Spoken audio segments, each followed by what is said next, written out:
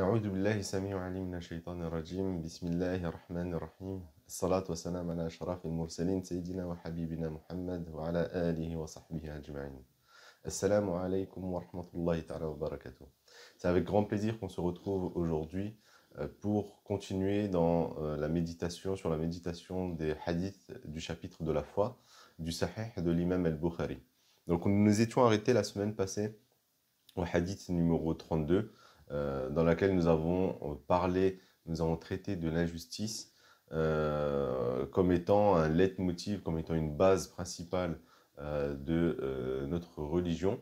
Aujourd'hui, nous allons voir un sous-chapitre qui est donc les caractéristiques des hypocrites. Donc dans ce sous-chapitre, l'imam Bukhari va rapporter deux hadiths. Donc nous allons directement passer au hadith numéro 34, qui est quand même beaucoup plus complet, et qui est rapporté par Abdullah bin Amr ibn al-As radiyallahu anhuma. Dans ce chapitre, il rapporte que le prophète sallallahu alayhi wa sallam a dit « 4 défauts caractérisent le véritable hypocrite. Quiconque possède ces défauts a une part d'hypocrisie en lui jusqu'à ce qu'il s'en débarrasse. À savoir, il trahit la confiance qu'on place en lui. Lorsqu'il parle, il ment. Il trahit la foi jurée et il tombe dans la perversité lorsqu'il est pris de querelle avec quelqu'un. » Donc ce chapitre, il revient à plusieurs reprises dans le Sahih Bukhari. Donc ce hadith est d'une importance capitale, étant donné que si plusieurs compagnons ont rapporté une parole similaire du prophète sallallahu alayhi wa sallam, c'est que le prophète sallallahu alayhi wa sallam va insister beaucoup sur ce principe et que donc les compagnons vont vraiment retenir cela et à tout prix pour pouvoir éviter de tomber dans ce que le prophète sallallahu alayhi wa sallam va décrire. Alors, qu'est-ce qu'on peut comprendre de ce hadith?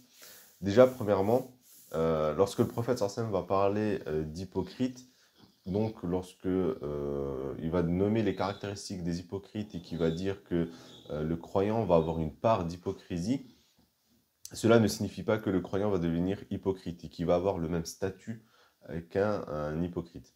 Mais c'est tout simplement, même nous dans notre langage usuel, lorsqu'on va parler, par exemple, on va essayer de reprocher, lorsqu'on va reprocher à quelqu'un, qu'on va lui demander d'éviter de faire preuve de négligence au niveau de la propreté ou de l'hygiène, on va l'assimiler à un animal. Et donc, pour un être humain, doué de raison, il est inconcevable qu'on nous assimile à un animal, une créature qui n'a pas du tout de raison, étant donné que cette raison nous donne un peu cette supériorité dans le sens où on ne peut pas, on ne peut pas accepter qu'on nous la retire, cette partie de raison. Et donc, c'est exactement la même chose que le prophète sallallahu alayhi wa sallam fait lorsqu'il va comparer, lorsqu'il va parler justement de l'hypocrite. Il faut savoir que Allah Azza wa Jal, dans le Coran, dans Surat An-Nisa, nous informe que les hypocrites sont les pires de sa création, étant donné que ce seront ceux qui seront au plus bas au niveau de l'enfer. Et nous comprendrons, nous verrons en fait, ce hadith va nous pousser en fait à comprendre pourquoi ces personnes sont sont ceux qui sont en fait seront ceux qui sont, pardon, ce sont ceux qui seront au plus bas de l'enfer. Donc, lorsqu'on va voir que le prophète sallallahu alayhi wa sallam va donner 4 caractéristiques qui vont donc caractériser l'hypocrite, le croyant va se dire qu'il est inconcevable d'avoir en lui une part aussi minime de ces caractéristiques-là, et donc va faire en sorte à tout prix de s'en débarrasser. Donc maintenant, pourquoi en fait l'hypocrite, pourquoi le prophète sallallahu alayhi wa sallam va prendre en exemple l'hypocrite? Comme je l'ai dit, c'est tout simplement parce que ce sont ceux qui seront au plus bas de l'enfer, donc ils auront un châtiment très douloureux. Et on peut se poser la question, mais en général, ce qui est toujours communément admis, ce qui est plutôt diffusé, c'est que ceux qui seront en fait qui auront un châtiment le plus douloureux par Allah Azza wa Jal, ce sont ceux qui vont lui associer d'autres divinités ou qui vont nier son existence, etc. Mais en réalité, ce ne sont pas eux qui seront au plus bas de l'enfer, mais bien les hypocrites, comme Allah Azza wa Jal nous le dit. Pour quelle raison? Tout simplement la personne qui va nier l'existence d'Allah ou qui va donc lui associer d'autres divinités, ben, ces personnes en réalité vont faire preuve de négation, vont nier, comme on l'avait vu, hein, le terme kafir va avoir un lien avec la négation des bienfaits que Allah va leur accorder. Donc en fait, cette relation va uniquement toucher les êtres humains et puis Allah Azza wa Jal. Donc en fait, c'est entre eux et Dieu. Et c'est pour ça qu'en réalité, c'est Dieu seul qui se permet de les punir ou de ne pas les punir. L'être humain à ce moment-là ne va pas intervenir là-dedans. Par contre, l'hypocrite va en fait, donc pour déjà définir l'hypocrite au temps du prophète sallam, c'était des personnes qui feintaient d'avoir la foi, de soutenir les musulmans, d'être avec eux, de croire avec eux. Par contre, ils complotaient derrière les musulmans parce qu'en réalité, au fond d'eux-mêmes, ils ne croyaient pas. Et donc, ils participaient avec les polythéistes mécois ou d'autres tribus qui voulaient la mort des musulmans, qui voulaient l'éradication des musulmans. Donc, ces mêmes hypocrites vont comploter avec eux afin de venir, en fait, dissoudre, de venir détruire l'islam et les musulmans. Donc là, on voit qu'il y a une relation différente, en fait, supplémentaire qui s'instaure, c'est la relation avec l'autre. En fait, l'hypocrite, ce qui va lui valoir vraiment d'être au plus bas de l'enfer, c'est qu'il va non seulement feinter la foi pardon, en Allah Azza wa Jal, donc au fond de lui, il ne va pas croire en Dieu, il ne va pas croire en la révélation et au message du prophète sallallahu alayhi wa sallam, mais en plus de ça, il va tromper son environnement. Et c'est ça qui va en fait être une circonstance vraiment aggravante pour lui, étant donné qu'il va ajouter quelque chose de supplémentaire, qui est donc la tromperie au niveau des êtres humains.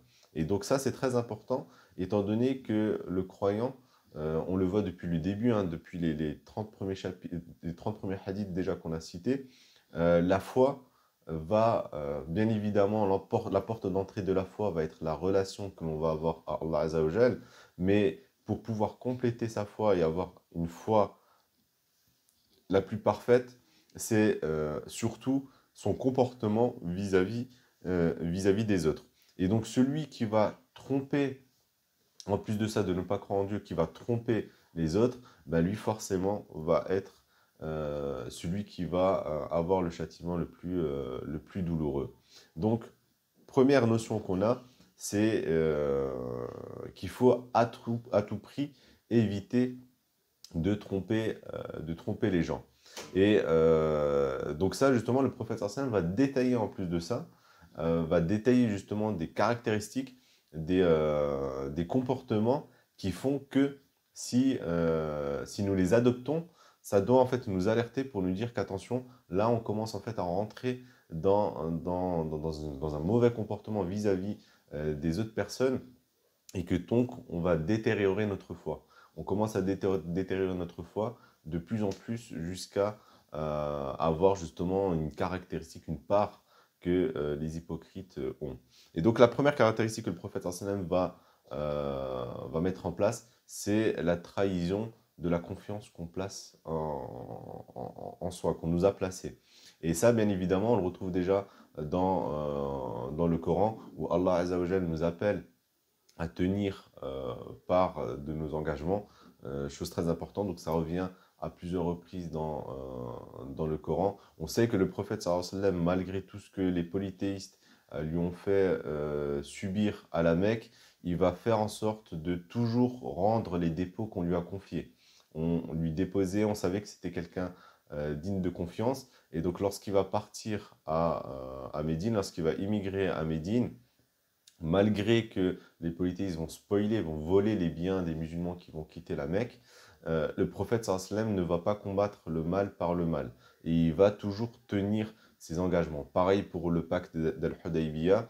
le pacte qui à première vue paraissait complètement injuste, le prophète sallam va s'y tenir à tout prix.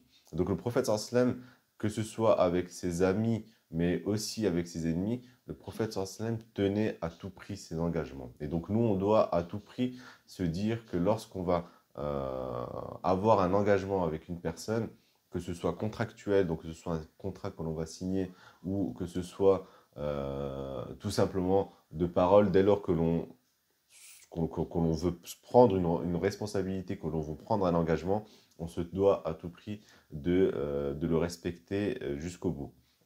Ensuite, deuxième caractéristique que le prophète sallam cite, c'est le mensonge. Lorsqu'il ment, lorsqu'il parle, il ment.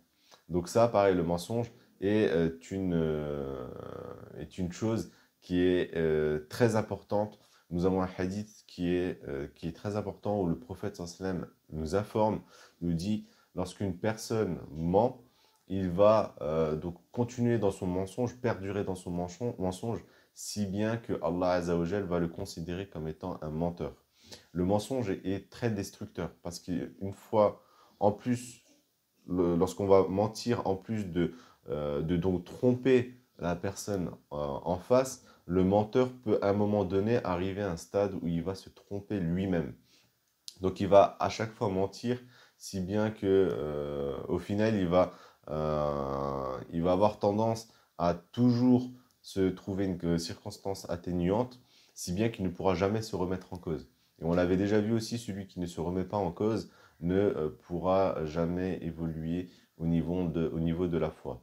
Puis vous allez avoir celui qui trahit la foi, donc forcément ça va être celui qui ne va jamais croire, qui va en fait trahir tout simplement ce qu'il va jurer, ce qu'il va s'engager une fois de plus à préserver à tout prix. Et puis vous allez avoir celui qui tombe donc dans la perversité lorsqu'il va être dans une querelle. Donc le terme perversité, vous pouvez le prendre dans deux sens. En arabe, c'est le terme fajara. Donc on va avoir deux sens dessus qu'on peut comprendre. Ça va être soit le sens il va calomnier la personne avec qui il est pris de querelle, ou ça va être aussi le sens où il va être très insultant. Il va être vulgaire vis-à-vis de la personne avec qui il est pris de querelle. Et donc ce sont deux comportements qu'il faut à tout prix proscrire. Il faut toujours essayer de garder son sang-froid lorsqu'on va être en colère, lorsqu'on va être donc pris de querelle avec quelqu'un, et éviter à tout prix de répondre, une fois de plus, on l'avait vu hein, dans une vidéo précédente, d'éviter de répondre au mal par le mal, mais plutôt toujours de faire preuve de patience. Une fois de plus, je vous avais cité ce hadith où le prophète nous a dit l'homme fort est celui qui maîtrise sa colère. Donc le croyant doit toujours à tout prix maîtriser sa colère et faire preuve de sang-froid pour ne pas tomber justement dans des comportements qui vont au final plus envenimer la situation qu'autre chose.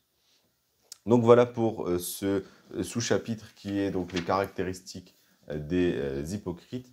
On se retrouve la semaine prochaine, même jour, même heure. Et en attendant, prenez bien soin de vous. Subhana rabbika rabbil izzati amma yasifun wa salamun al mursalin walhamdulillahi rabbil alamin. Barakallahu fikum pour votre attention. Wassalamu alaikum wa rahmatullahi ta'ala wa barakatuh.